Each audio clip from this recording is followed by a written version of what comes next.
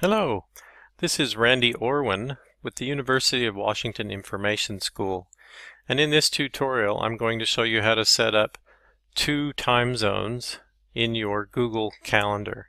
By default, we see out here to the left side a time zone, and it's actually taken the time zone from my computer. It says GMT plus 10, so that's the current time zone that's enabled. So let's add a second column over here. So I'm going to come over here to my settings gear, click on the little down arrow, and then I'm going to click on settings.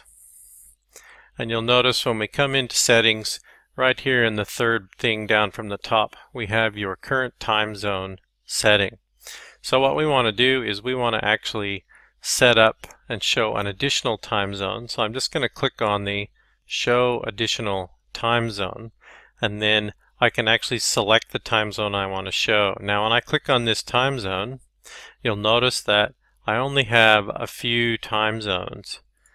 If I want to see all of the time zones from the whole world, then I just click display all time zones, and then it will show all of the time zones for the area.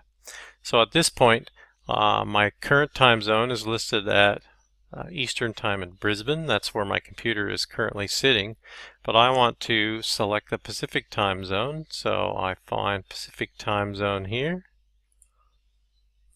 click Pacific time. The next thing I want to do is put a label on them so I know which time zone is which when I go back to my calendar. So I'm going to come up here and I'm going to click in the label and put Oz, and I'm going to put Seattle. So then all I have to do now is come over here and click Save. And you can see now in the left-hand column I have two different times listed. The Oz time zone, which is the one closest to the calendar, that's the current time zone that I'll be using. So all of my dates and events will actually show up as if it was Australian time.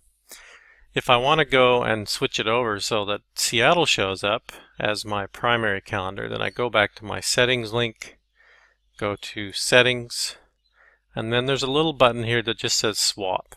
And when I click that button, you'll see the names and the time zones just switch places.